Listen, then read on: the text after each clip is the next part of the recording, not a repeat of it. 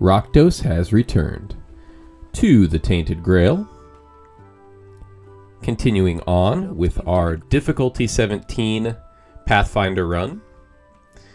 We still cannot click the right option on the seamstress the first time. Maybe we needed to look through to see what we wanted to spend blood on here, but accumulated power, when you play 8 cards, draw 1 card. Its energy cost is reduced to 0. It's pretty good. Can give us some extra offense or some extra defense about every other turn. Most of the time we don't play 8 cards in a single turn with this class. We get our removal here. Thinking hard about what to remove. I think, yeah, we go for the all-in because we realize that raw power is just a better all-in. The only difference between the two is that raw power will reduce our armor, but we don't care about that. And raw power is 0. There is something to be said for maybe keeping both in our deck. Our deck's kind of large, so we could guarantee to have one of the two on every turn. Maybe even sometimes draw both. We go for Skullcracker here. We just need a super powerful damage card. A high cost damage card that we can use on turns where we don't need to block as much, if at all. And we also need some area of effect pretty desperately.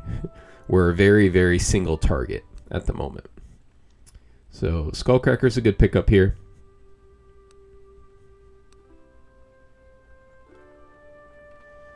I think that's it. We might buy a candle. We might buy a potion. We might rest. Might do some runestone shenanigans here. Oh, definitely. Yeah, if we haven't bought this guy out yet, that happens at least every run. Where you go through and just spend all your money here. Let's see if I can upgrade some runestones. I remember this run being very stingy on the amount of runestones and runestone slots that I was offered through the treasure hoard fights. At least we have 2 legendary runes there. That's potential to do something incredible. We are doing some rolling. We're trying to get this legendary rune to something we can use. Is it the Hagel? I think so. I think we put this in our weapon and try to stack it up. Being able to stack up to 100% increased damage is pretty dang nice for a single slot weapon.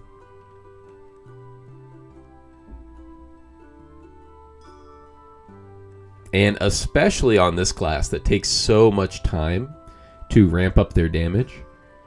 The runes that give you damage boosts in turn 1 and give you damage boosts based on the number of equipped runes you have, give you damage boosts, based on the amount of enemies you killed, like the rune that I just equipped.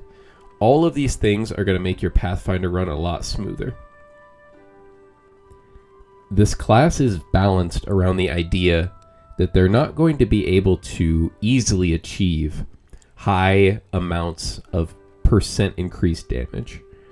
So any extra little bit of damage percent increase you can get on this class, you will notice and you will feel. A note on the wolf. I decided to pick up the wolf here. I very rarely pick up the wolf. I feel like it's a hindrance for many classes. But here specifically, I think the wolf's incredible. The wolf can very rarely take an attack for you, which can save you a block. The wolf also adds an ability card to your deck. Summon the wolf, or summon the dog, and train the dog, or feed the dog, whatever it is. The reason why this is very nice is because the Pathfinder has a lot of talents that revolve around you having cards left in your hand or having a big hand in general. The passive I have at the moment gives me an extra block as long as I end my turn with at least 3 cards in my hand. By taking the dog, it lets me play my hand freely. All of the 0 cost cards, as many cards that get cost reduced by certain things, and I don't have to worry about not getting that free block at the end of my turn. It makes it just a little bit easier to guarantee end my turn with at least 3 cards in hand. And that's just one passive that synergizes with a high hand size. I do believe that the Pathfinder has a couple more. I can't think of their names or what they do off the top of my head. So you don't always want the dog on your side, but here for me it was a really good idea. We double up on the stun, as we've mentioned before. Very, very good to do that to reduce armor of enemies. As you can see, these skeletons have maximum armor. It's very hard to damage them. And if we end up with extra energy in our turns, we can actually just play the dog and get a tiny bit of extra damage out.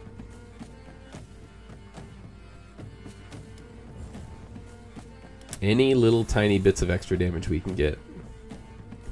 When I saw the dog doing 10 damage there, I was like, oh my gosh, this dog is actually hitting hard. But what was happening is he was targeting the rat with negative armor on the right hand side. As soon as we played a card, his target, yeah, you see his targeting kind of flipping around. I really want that to be changed. There has to be some better way for them to illustrate targeting and to imply targeting for these pets. It's impossible to know how much damage your minions will be doing to any given target unless they randomly decide to target that target. And then you need to intuit who they're targeting based on the damage number and the armor values of the enemies in front of you. That's not okay. We have to do a lot of work here just to kind of get a good gauge of how much damage our pets are doing. I think that using the skull crack on the rat there was incorrect. I think I should have used it on the skeleton for sure, because the rat was going to die to anything with how much negative armor it had. My thought process was that it was going to do so much damage that the cleave was going to do enough damage to kill the skeletons, but that certainly was not the case. So now we're stuck here fighting skeletons.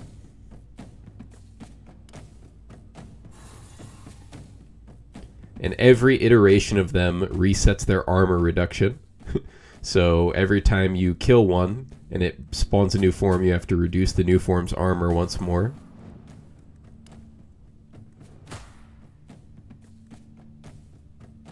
Quite an annoying enemy. Ultimately manageable, but annoying.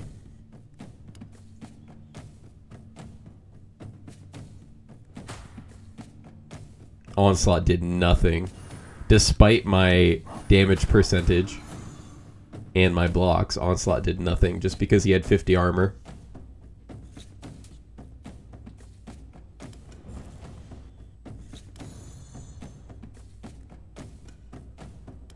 Zero mana Steel Eater. Love to see that. Love to see that. The skeleton is gone. There, see, I used the cleave to kill the skeleton on the left after using Steel Eater. That's what I was trying to do initially. And one more left.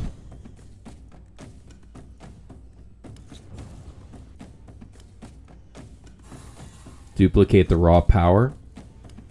How good is that?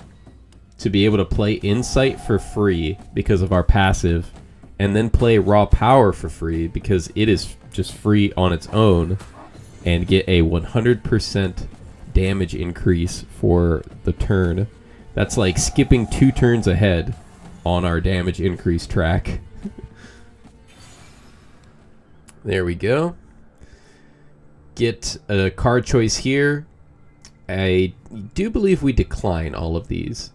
These are a little bit too hard for me to perform. Oh, we reroll. We see Executioner Strike over there on the right, and we do have 2 methods of stun already in the deck. And it seems like we can stun our enemies pretty reliably. So for 1 energy, it seems like a pretty efficient attack, especially considering we're still going to be removing the small strikes and the regular attack from our deck. So that's a great substitute for either of those 2 cards. Duel. Whenever you fight a single enemy, gain an energy. Agility. Each round of combat, reduce the energy cost of the first stance. And elusive. In the first turn of each combat, block all enemy attacks. It's definitely duel here. Knowing that we will be fighting the secret final boss, duel pretty much means that we will gain an extra energy for that entire fight. And that is huge. If we're going to try to score on the scoreboard at all, I feel like that is an absolutely essential passive.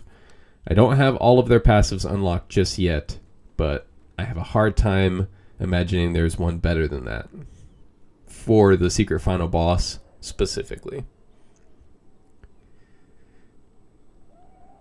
More annoying skeletons. That pack of enemies seems really annoying as I look at it here. I kind of think to myself, can I even block all of these attacks? But we're going to try. 4 attacks coming in. We get an amazing weird card that's going to set us up to make this fight a lot easier.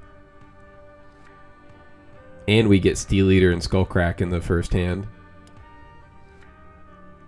Don't think we can do both for just sheer energy restrictions here.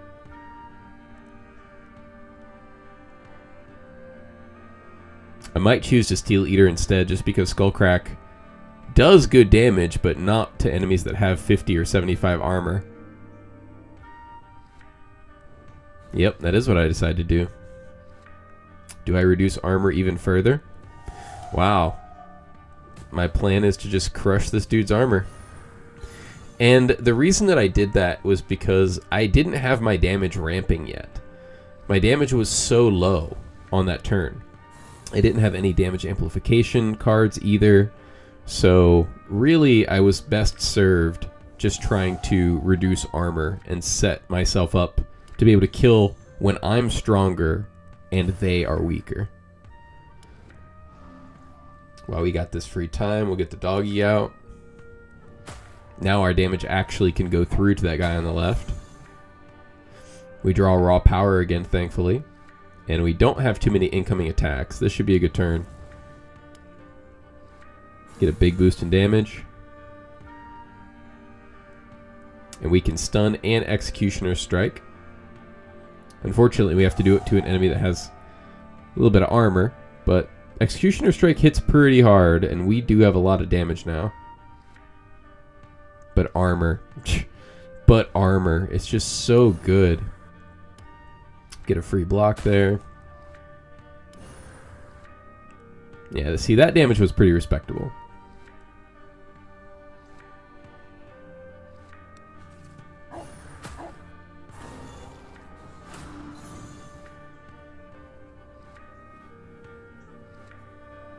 Alright. The guy on the left did end up summoning his little blood crystal.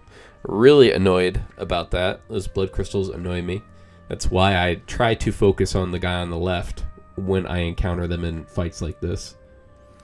The next priority target is the one that I hit with the Executioner Strike, because that enemy multi-attacks. So going off of what we were talking about in the first video, enemies that multi-attack are your worst enemy when you're playing this class.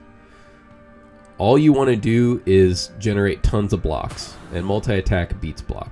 Yeah, see, just killing that guy killed the shard, which healed our enemies. Thankfully, they didn't heal too much. We have a couple zero-cost cards in our hand we want to make use of. We have the free Executioner Strike pretty much here.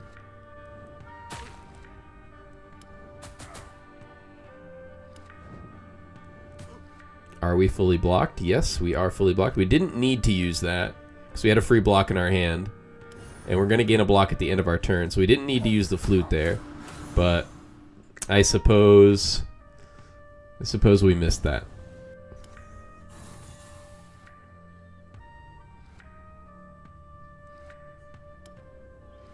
Hopefully this is enough to kill on its own. I don't think it is. Yeah, this should be... Oh, wow. Why did I not block before that? If I was going to block anyway, why did I not block before playing Onslaught? That was a huge misplay.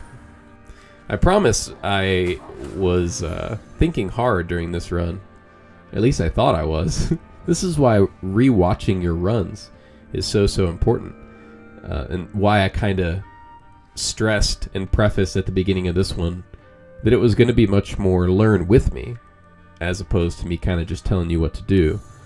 I am learning as I'm rewatching. So this is very beneficial for making me a better player in the future. I'm just happy to have you guys join me for the ride and comment alongside me. We draw a 0 cost skull crack there. Super lucky. Very good. That playing 8 cards, then draw a card reduced to 0 has been very good. I think we've drawn like 2-3 cards from that this fight. And it just keeps stacking up. You can see it stacking in the top right corner up there.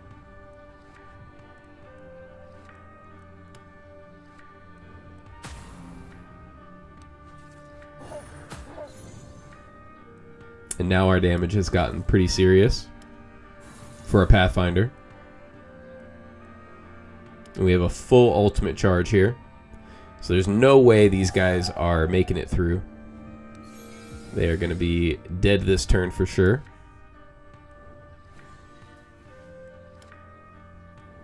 Boom. What card are we offered this time? I finally fixed my combat slots. Yeah, never have the weird stone hearts in your combat slot. Another Skullcracker, counter, or Eternal Return. We snap pick the counter, gain a block for each enemy alive. That's huge. If there's only one enemy alive, then we're probably going to be able to fully block with everything that we have. The only chance that we can't fully block with what we have currently is if there's a ton of enemies and they're multi-attacking. So being able to play counter or duplicate counter is very big here. 9 times out of 10 you're going to go with explosive strength, but I think I grabbed quintessence here. We're going to need that duplicated explosive damage, and I do have big cards in the deck like Skullcrack that I can end up duplicating and getting a lot of mileage out of, getting a lot of power out of. I actually think that the top option, Fighting Spirit, needs kind of a buff for it to compete with the other two. I don't see an option where 5% damage every turn could even be more impactful than either of these other two. Quintessence.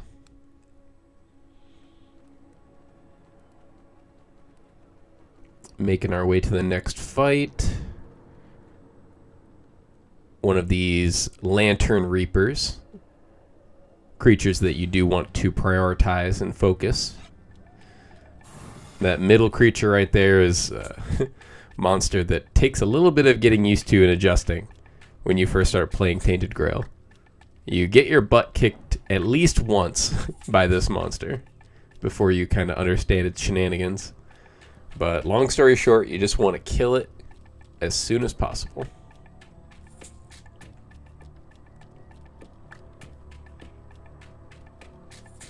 We do have counter here, being able to get a lot of blocks, but we don't necessarily need them. The attack from the middle unit won't be hitting us, so we only need to block once, which will be for free, because we have 3 cards or more in our hand. There, we block the hit. And I took the turn 1 to just reduce the armor of the guy in the center. Really just trying to make him as weak as possible because we need him dead. We can crippling attack him because he is considered attacking, even if he's not attacking us. Drop a big Skullcracker on him. Bam. Almost have him dead. And then once he's gone, we can continue to focus the other enemies. We'll change our targeting to the guy on the right.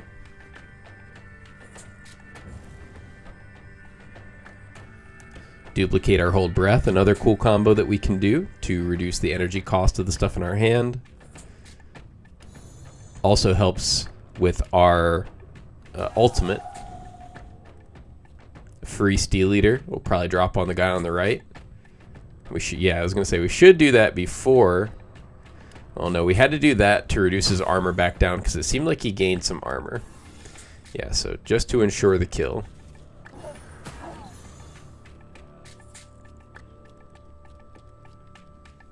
Now this Soul Blade over here, attacking a ton and has 70 armor.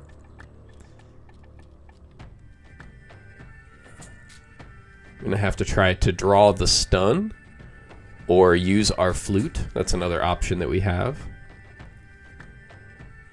Or we can use duplicate counter. That would work as well. That's what we're gonna do. We're gonna do duplicate counter.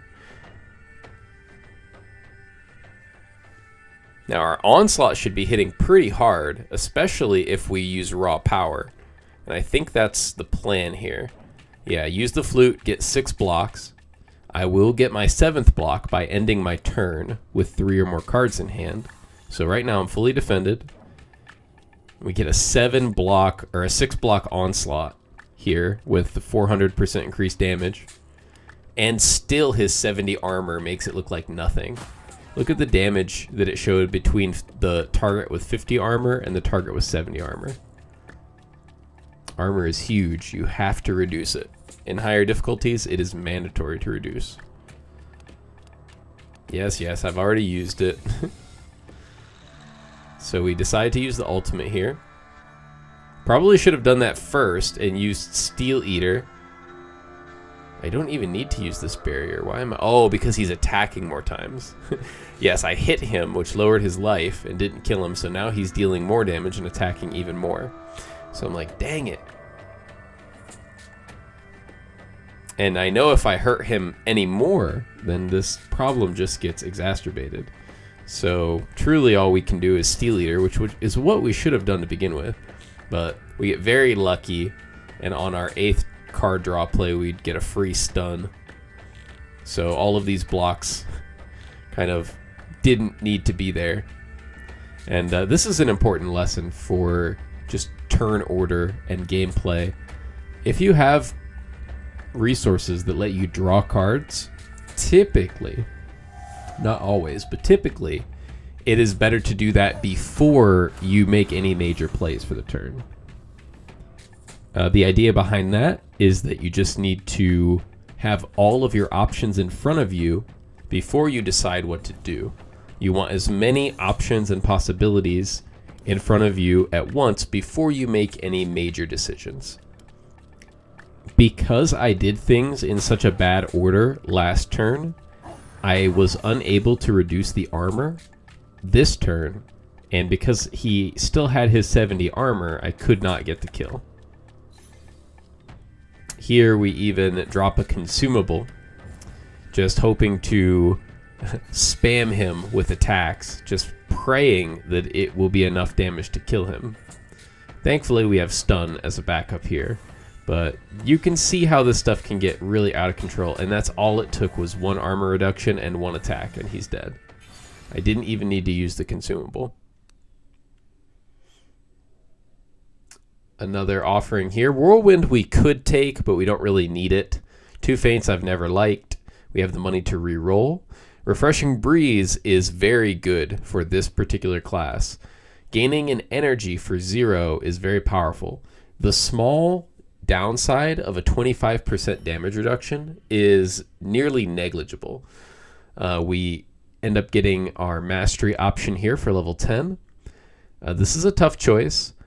We have the options between when you use your ultimate ability with 12 charges, reduce the energy cost of all the cards drawn by 1. Pretty good. Whenever you use your ultimate ability with 6 or more charges, gain 3 block. I find that really good. And finally, whenever you use your ultimate ability, draw additional cards for every charge is consumed. I don't like that because you're still limited by your energy on that last one, on Wisdom. So I feel like it's between the top one or the middle one.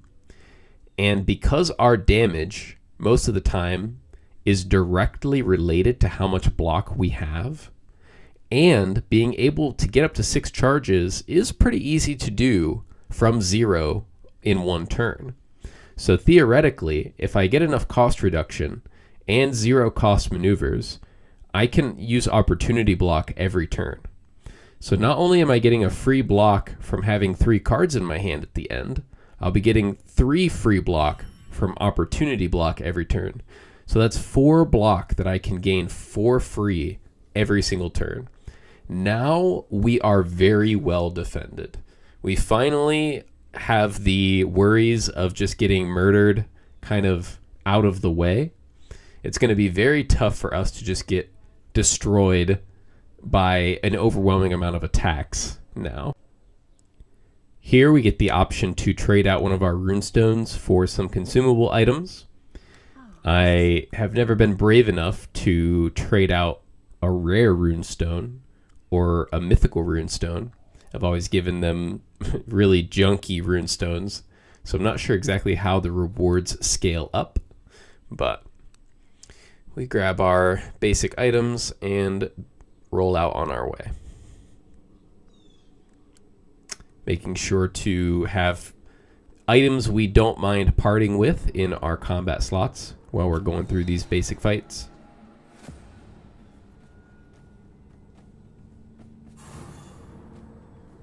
And another 4 enemy fight with a skeleton. Thankfully, since we're running highlight, we get the double stun once more. So we're going to have a couple turns to kind of do what we want. And since the Toxin Rhino, that's just what I always call it, since that is stunned, we don't have to deal our damage to it, thankfully, since it has 75 armor. Yeah, we can pick off the weaker targets. 50 armor by base is still pretty dang strong, but weaker comparatively. We get to draw a crippling attack, which it will lower the armor of one of the enemies that is attacking. We kind of calculate and think to ourselves, can we kill this 50 armor target, or will we eventually have to deal with this rhino? And we decide that the rhino is probably the priority target to reduce the armor of. We can get our 100% damage boost from the duplicate raw power. Skullcracker could be a pretty good play here. Some good sweep damage.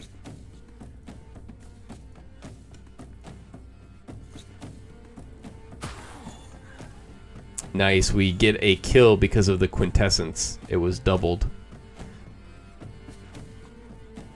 I was wondering why it did so much to that single target, but yep. That is the power of that passive. Thankfully, we grab Steel Eater here. We don't get it in a turn where we have boosted damage through raw power, but it's okay. We have 3 potential attacks coming at us. The twitchy spastic flyman on the left can hit his allies, so it's kind of hard to predict how many attacks are coming your way when you've got 1 or 2 of them on the field. Toxin Rhino is unstunned, so we focus our damage on them.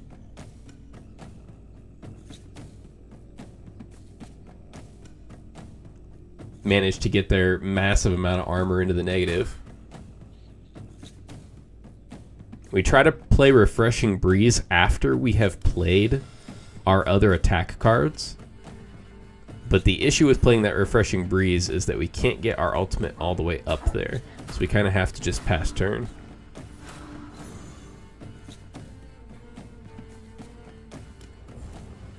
What we should do is ultimate now so that we don't waste charges. Yes, perfect. If we would have kept playing maneuvers there, we would not have gained ultimate charges for them because we were already at max. So the best thing we could have done is get to max and then hit the button, so that now for the rest of this turn we can gain ultimate charges if we need to. Which we definitely do. This fight will not end on this turn.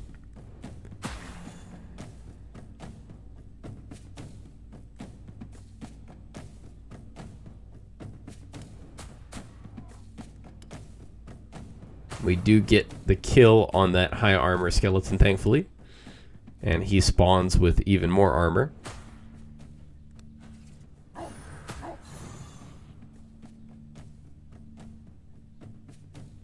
Steel Eater, just such a huge card to have picked up early. Very, very glad to have had the foresight. This is the first time I've ever taken Steel Eater, as I haven't played this class or this faction very much. Cannot rate the card highly enough. Really, really good. To have armor reduction that scales with your damage, that's nuts. That card could easily, single-handedly, fully reduce an enemy's armor to negative 500, and it has no time limit. It's for the entire fight. Can't get much better. We're up to 75% increased damage with our rune that we have sitting, our Polished Hagel, sitting in our weapon.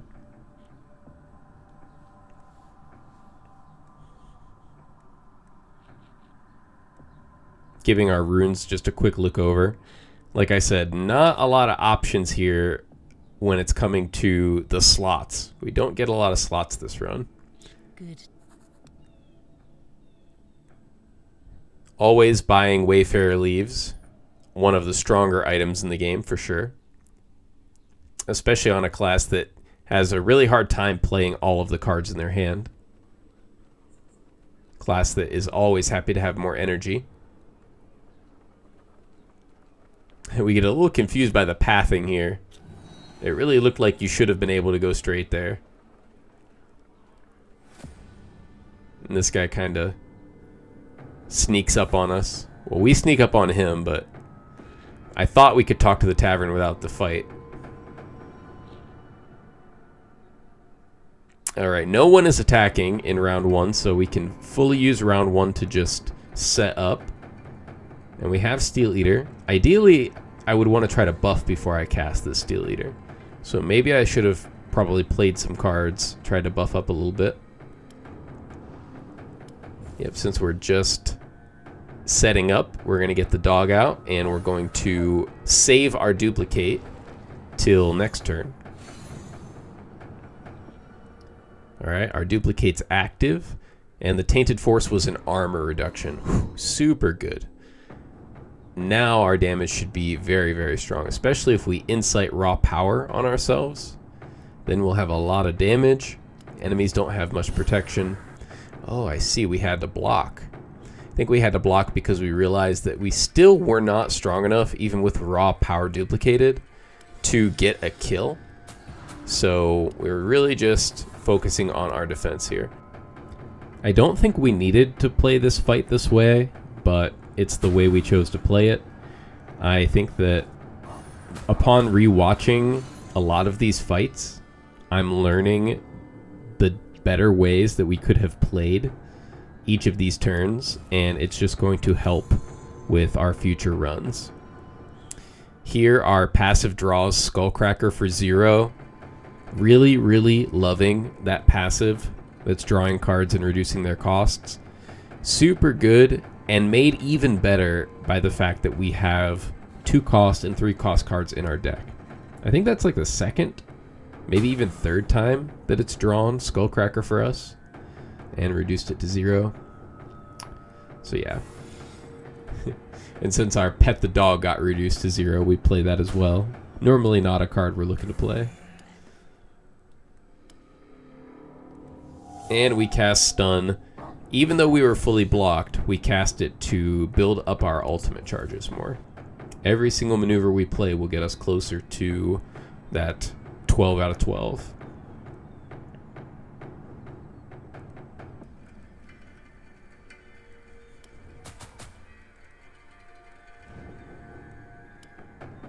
Enemy's armor is very low, so it doesn't take much to get them to switch forms.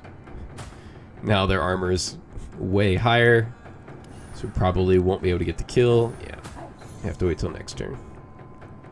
But now we have Steel Eater, so it is over. Yep, we hit the button.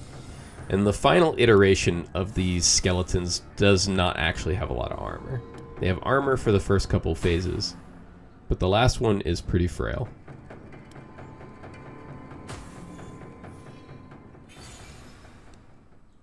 We get offered another card. Alright. We don't need the enemy's armor to be reduced by that because we can already reduce it other ways. I don't really like advanced attack. It can be good, but not really for us. And we definitely don't need stronghold because we do not need armor. I think about Blessed Curse. I'm like, duplicating it would be good, you know, but one thing I don't like about it is it does not specify the duration. Almost all armor reduction that I've seen says for 1 turn, for 2 turns, until the end of combat. This does not specify at all how long the armor reduction is. And I'm thinking to myself, if it's not until the end of combat, it's absolutely garbage, and I'm making my deck worse by putting it in there because I already have Steel Eater, which is permanent. And then if it is permanent, it's decent, but it's not great. If I didn't have Steel Eater, I would Windmill Slam it, and I would pick it up for sure. But because I already have something to fill that purpose, we are going to skip. Skip. Do it. All right, we get a cracked Gar.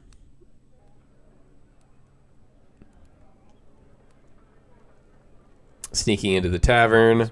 Come on. Yeah, we've already finished all the stuff with the tavern, so every time we roll in here, we just come across this crazy guy. It ends up being pretty worthwhile to fight him.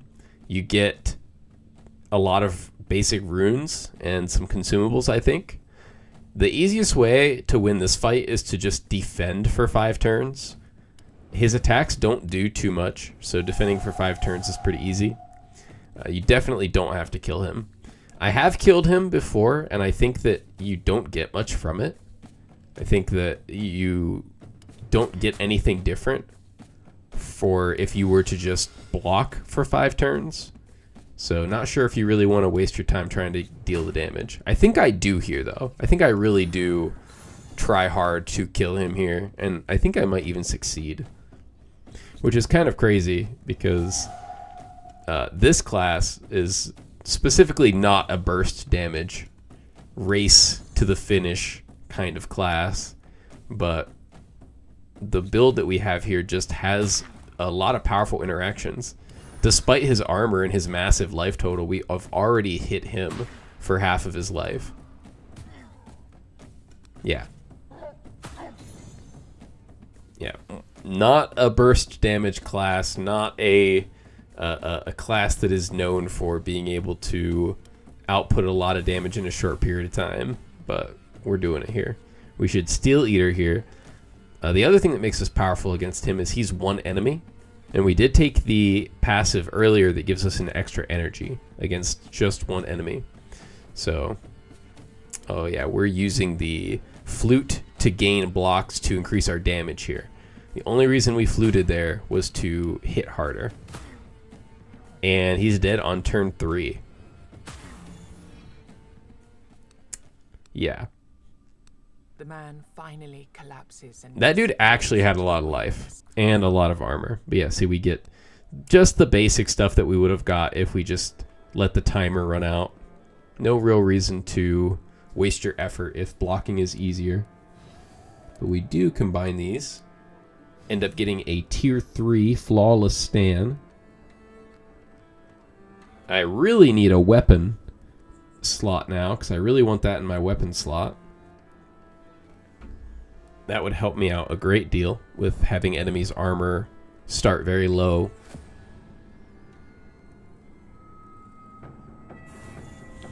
Take this easy fight. Now our candlelight's pretty high, so the weird hunter will hit hard, but the damage number doesn't matter. How many times they are attacking is the only thing that matters. We can just throw out counter here, which is a real easy defend. They can't hurt us, so we might as well raw power ourselves before we Steel Eater. It will make the Steel Eater reduce armor a little bit more. And out of these enemies, we decide the guy on the left is the problem. I actually think that it's the middle guy, though, that's the problem, because he's the enemy that almost murdered us in that other fight where we were kind of messing around and playing incorrectly. But we should be fine here. What powerful Tainted Force card did we roll upon? Armor reduction? Awesome. Well, guy on the left is just dead for sure now that his armor's in the negative. And all of the cards in our hand are very cheap and very free. But since we have one maneuver left, I can imagine we're going to cast it, get up to 6 charges on our ultimate, and then use our ultimate to be able to do a little bit more with our energy this turn. Ooh, especially now that we've drawn Executioner Strike. Nope, we're just going to cast it. Yeah, I was going to say, there's no way I don't use my ultimate here. Nice. Nice and clean. And this guy's taking this turn to buff, but that should be his last turn that he takes. We can stun him, lower his armor, Executioner Strike for more damage. Well, he's pretty hefty. He might not die this turn. Ooh, we can Crippling Attack. No, Crippling Attack first. Why would you? Oh, because it was duplicated. Got it. You know, past self had it. I had the duplicate ready and I wasn't paying attention to it. We get offered rearrangements, sidestep, and blood frenzy. We look at rearrangement, and I think that's actually pretty good, especially if we can duplicate it, or especially if we can make it cost reduced. If I draw it for free with my passive, or if I reduce its cost with other passives, it's pretty good. Sidestep I could use to draw cards as well, but we really don't need the armor. And the cards that I draw from Sidestep would not be cost reduced. So ultimately I'm like, you know what? I'm going to try rearrangements here. We're still experimenting with stuff. We're still learning the Pathfinder. I think I ultimately decided rearrangements was not necessary for what we're doing. And it ends up kind of being a dead card. But it helps us out a little bit. Helps us out sometimes. So. And after a lot of careful consideration and looking at my cards, looking at my deck, kind of thinking through, we do finally end up taking it.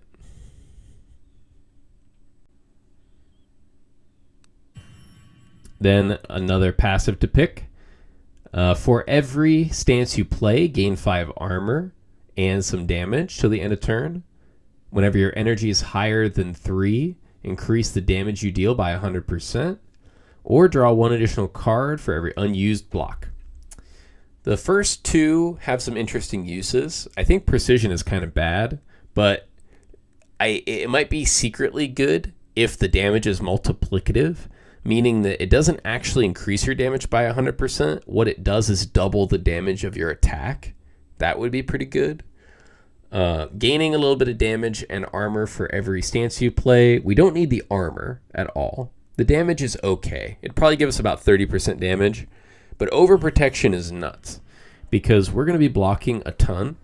And if the ideal scenario of us being able to get to at least 6 ultimate charges per turn, meaning we play 6 maneuvers each turn, then we can gain 4 block minimum. And if that's the case, then we can end our turn with maybe 5 or 6 block. That leads us into a loop where every turn we're drawing pretty much a full hand because of how much leftover block we had at the end of each turn. So that's the ideal goal. That's what we're trying to achieve. Create a scenario where every turn we block so hard, our attacks will do tons of extra damage. It will stop all incoming damage, and then we will have enough blocks left over to have our next hand start off being full. We will redraw a full handful of cards because of how much block we had remaining.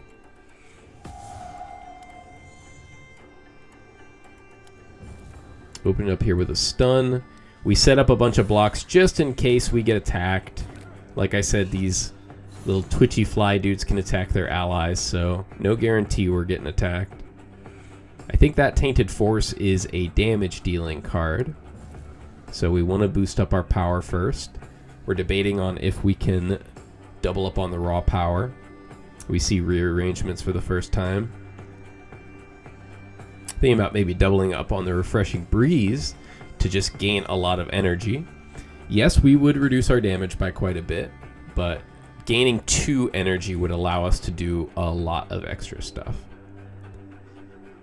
But if we're going to do that, we probably should do it after we play our damage cards. Or Steel Eater, which is something we really want to do. Like Steel Eater on somebody, then use the Refreshing Breeze to gain the energy, and then Skullcracker that same guy. Seems like the play. We're going to try for something different. We're going to double up on the power. Our Steel Eater is still what we do. Yeah. Reduce the armor. Okay. Now we still can Refreshing Breeze Skullcracker. Or we could hold breath and hope Skullcracker gets reduced. There we go. That was where our mind was at. Nice. Very good opener. Almost picked off the guy on the right. Oh, we did end up picking him off. Unfortunately, that was a bit of overkill, but what can you do? Probably should have cast that other card and used the Onslaught on the guy on the right and used the weird card on the Chittery Flyman. We didn't really have the luxury of killing the worm first here to maybe reduce the amount of spawns we fought this fight, but should not be an issue. We just keep getting stronger over time, and eventually the little baby grubs will just get killed by even our 0 cost attacks. Are you guys seeing the worm up there on the left do like some weird clipping thing with the bottom of its body?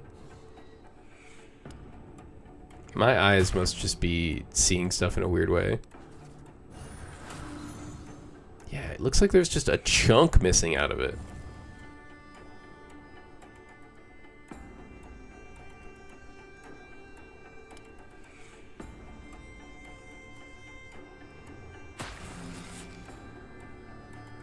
I think it was just the way that my camera was facing.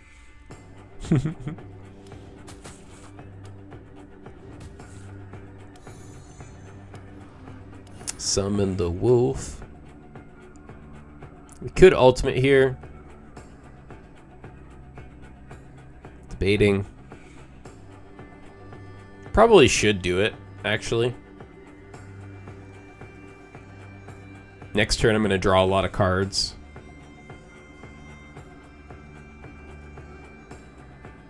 It's a tough call. We decide not to. Probably a good call because we still can draw our cards and not have a full hand. We didn't get a message that said your hand is full or anything like that, so we're fine. We did want to press the button before we played any maneuvers. As we said before, not waste out on any ultimate charges we could have gained.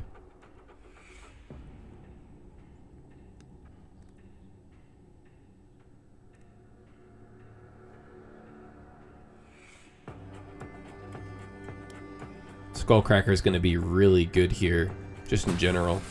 Yeah, really, really, really good. Now all we have to do is just block a ton. Next turn, draw our full deck because we had so much unused block. And then use Skullcracker again. But we're probably going to try to just kill them one by one here. A Steel Eater. Hilarious.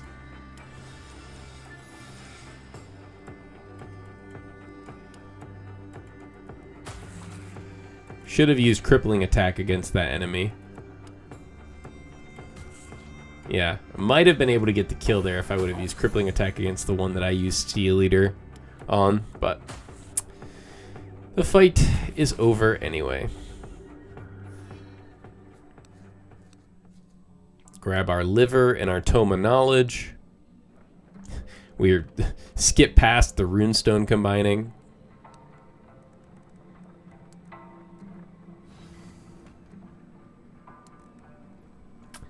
And then we come to the rundown windmill. Now, in the beginning of the game, this isn't going to do anything for you, and you won't be able to enter. So, huge spoilers incoming. This is the very first time that I'm able to interact with it, and I have the resources to do so. So, it puts me into a boss fight straight away. Now, I'm not going to narrate through these boss fights. I'm going to just kind of speed up the gameplay here, play a little bit of background music. But yeah, essentially what I think this is for is there are other games where you fight bosses in the middle of the run, and normally there's either a huge reward associated with it, or it's linked to some kind of secret boss.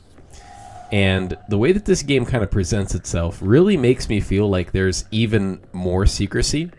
So I think that this is kind of like a boss gauntlet event. And if you are able to beat all the bosses and survive, you get some kind of huge reward, or you're able to fight a secret boss. I personally think that Death, the Grim Reaper himself, and sometimes the narrator, the owner of the Goat Man that you see in the beginning, the Grim Reaper, I think he's a boss.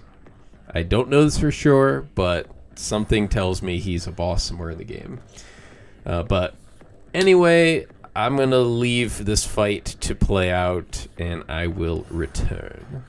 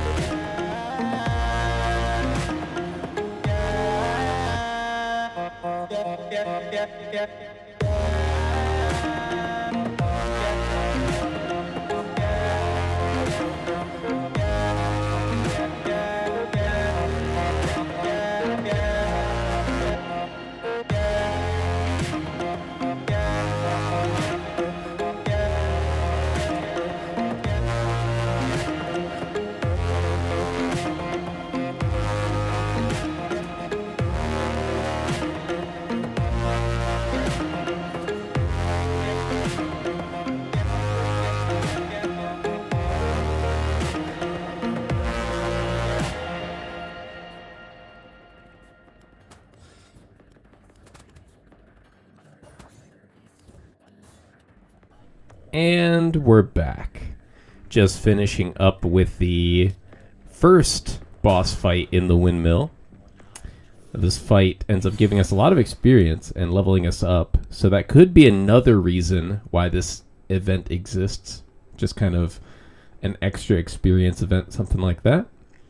We have the option between hold breath, repeated hits, and can't see the name of the first slash, yes. I think hold breath or first slash are okay to pick here. Knowing how the rest of the run goes and kind of realizing how good zero cost maneuvers are now, I think I should have taken hold breath here, but I took the first slash because I just wanted more free damage that I could play out when I had to spend my entire turn defending myself. So this is why we take the first slash here. We are really hesitant on it because Hold Breath has clearly been good to us, but first slash it is. We get another cracked calc, and then it asks us, hey, good job. Would you like to keep the ritual going? You want to give us even more livers? So I'm like, sure. And then we fight this fight.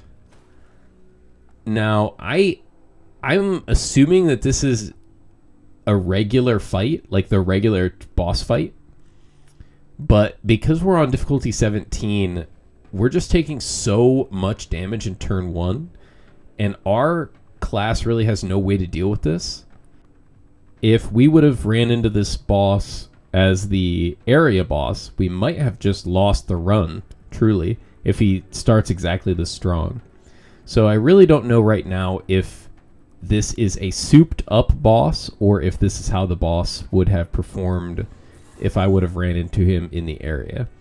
But either way, I end up just getting destroyed here. I should not have reduced my armor there because doing so means that I can't take the hits one way or the other. So now I'm relying on using Skullcracker to kill all of the enemies that are dealing damage to me, and it doesn't even come close. And now the enemies are doing so much damage that, yeah, I'm definitely dead. Now, I thought I lost the run, and I also thought that I could do the save and quit and kind of get another shot at this to see if the enemies maybe wouldn't attack. But nope, there's nothing you can do. That's what made me really think that this is like a secret final boss kind of thing. I have no evidence to support that, and so I lose, and it says I got something, and then it said I could rejoin the ritual, so like try again.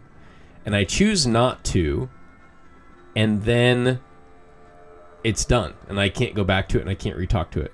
So there's still a lot more that I can learn about that encounter. I don't really know everything about it and how it works, but I'm very excited to try that again, because that was very, very, very cool and has my curiosity piqued. We're going to run over here and fight the treasure hoard fight. Yeah, we definitely... Oh, okay, so when it said we got health, it meant that we were restored from 0 to 20, and we didn't get a game over, obviously. Interesting. Well, I don't like being at 20, so I'm probably going to use some health potions on myself here. Finally. Sorry if it's been bugging people that I've been running around with half health, having plenty of health potions to restore myself. I was just really hoping that I could get through this area without healing with a health potion, so that I could use the Lost Soul to heal to full. Our primary target's the center serpent, but I don't think we can just burst him down. So our alternatives are killing the left and the right serpent. They're attacking us quite a bit here. First, we decide if we can block all the hits. I boost myself up here, assuming I can. Probably should have Steel Eatered before doing any kind of attack. Can't really believe I did that. Really should be Steel Eatering before I use Skullcracker, but I can't because I don't have the energy. This was a pretty bad turn 1, if I do say so.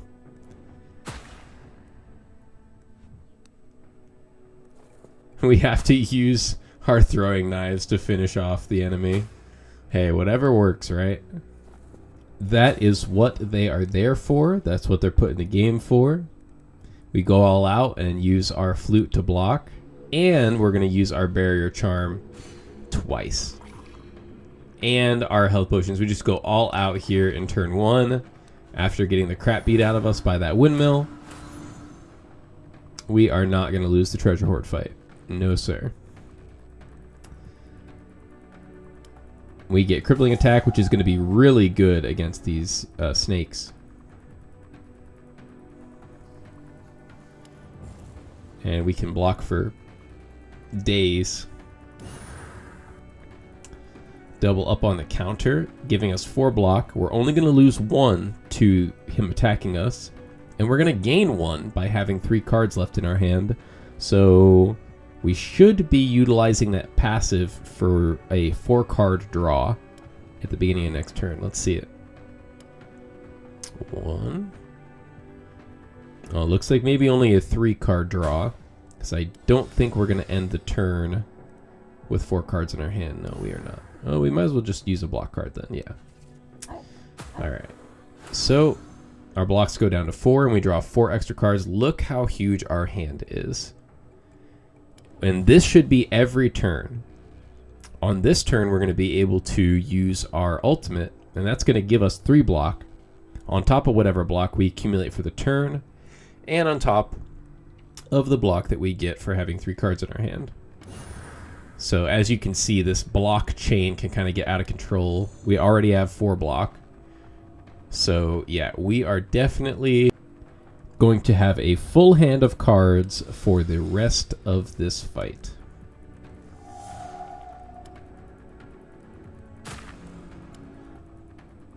Kill him. Unfortunately, we kind of wasted the quintessence there, but you can't always calculate the quintessence.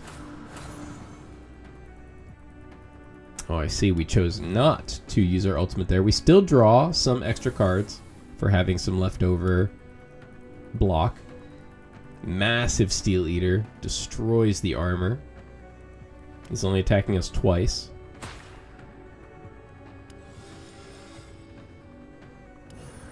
And block handles him. We do have a full ultimate meter, debating on using that. There we go. Now we have 4 block. And onslaughts are hitting hard.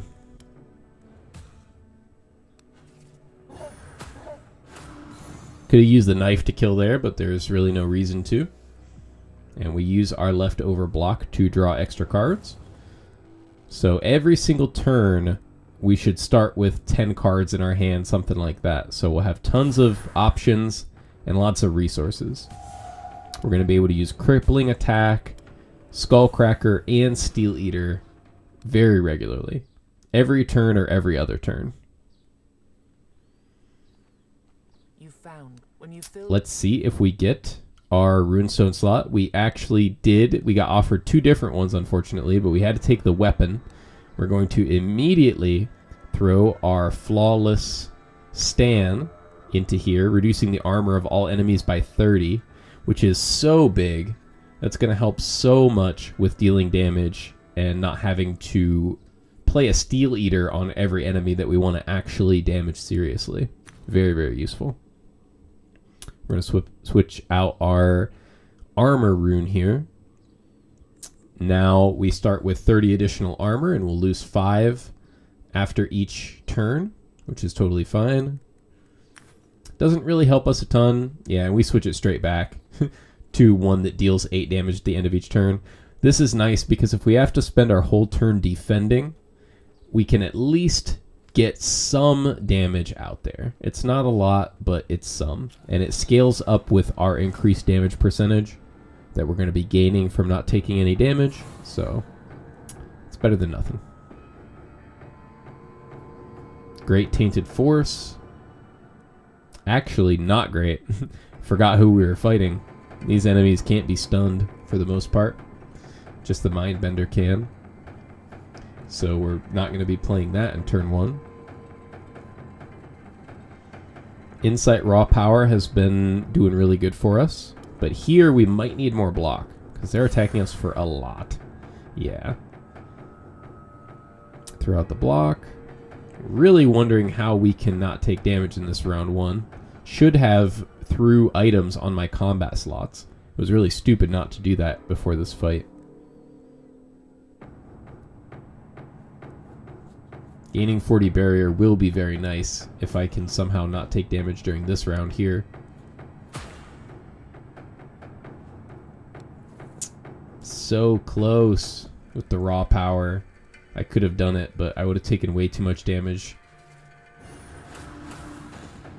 Alright, we take some hits.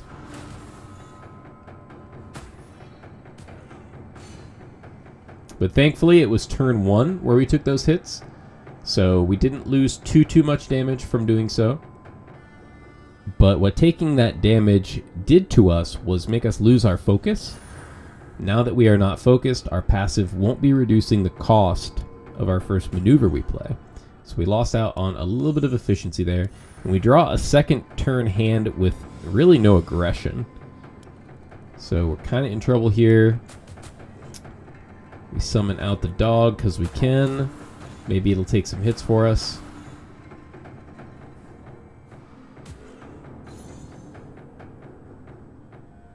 And as you can see, that free hit that we get, really useful.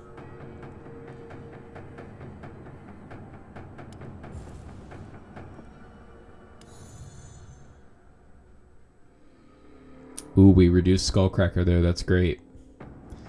Unfortunately, the enemies are attacking us a lot. This one's going to be a little tricky. Hopefully we can get the kill with a crippling attack. Skullcracker on one of the ogres should get the kill on the Phantom and the Mindbender. There we go. And it killed the ogre himself due to the quintessence activating. Now, what's very strange to me there is I actually don't think that the quintessence should have activated. From what I saw on my screen, its counter was up to 6. And then it activated. But I think that the description of the passive says that it triggers on every 10th attack, right? Now that I just saw that, I'm going to pay way more attention to it. And yet another example of why watching your replays is so very important. And I really appreciate you guys hanging in there with me and watching, learning with me, because I did not notice this.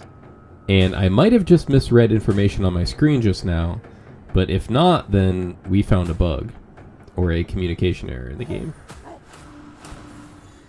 So let's see. Let's see which one it is, and we will pay attention with the next fight. And see, right now our quintessence is up to 7. It says 7 in the top right, and before it only said 6 before it duplicated. So let's watch. Didn't duplicate there.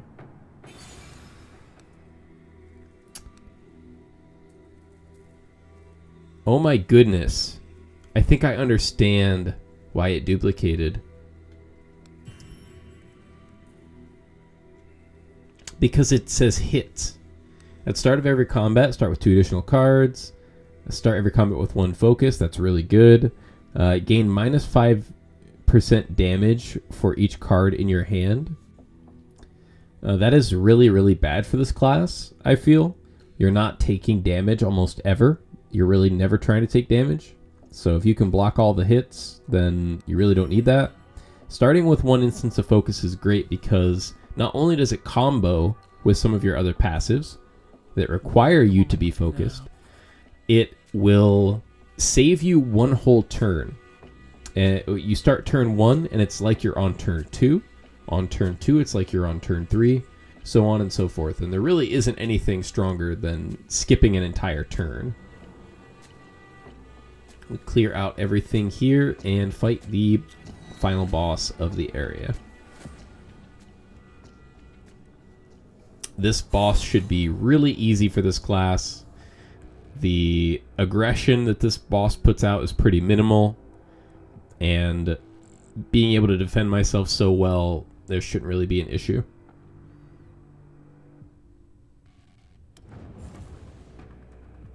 We're going to start off strong by duplicating our damage card, I think.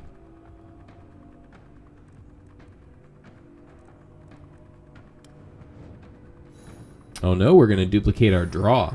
Try to get as many free cards as we possibly can. It didn't end up paying off for us like I wanted it to, but it wasn't bad. Executioner Strike can still be played. Really should have played Raw Power before throwing all that out there, though.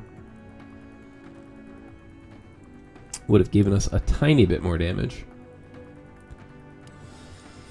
And we might as well set up.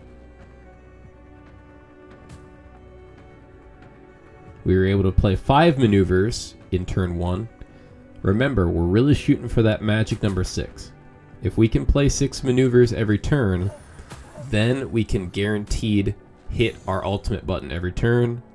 Guaranteed gain way more blocks every turn. Yeah, see, that quintessence did trigger there. So it's not duplicating the card, it's duplicating the damage of the hit. And so because Skullcracker did multiple hits, it counted the hit on the Phantom, it counted the hit on the Mindbender, it counted the hit on the other Ogre, and then somehow it managed to duplicate the primary damage that was being done by the card. Very, very interesting. But enough about that combat. We are in a totally different combat. Stunning this boss before you break either of its limbs is really, really good. You pretty much buy an entire turn by doing that.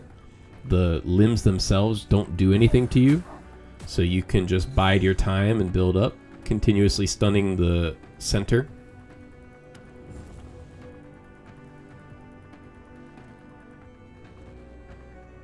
And we're whittling the armor down.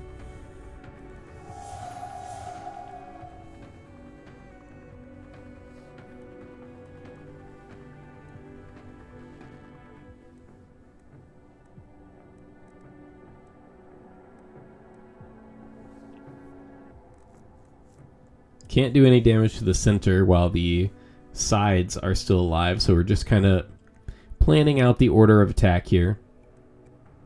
No matter what we decide to do, raw power should be first. There we go. Not making that mistake again.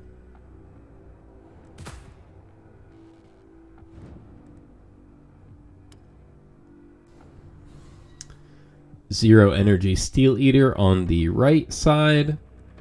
Trying to get it to where we can kill both arms and the center in the same turn.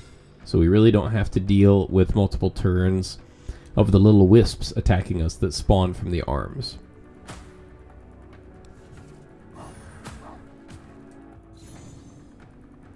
And the rest of the fight kind of plays itself from here.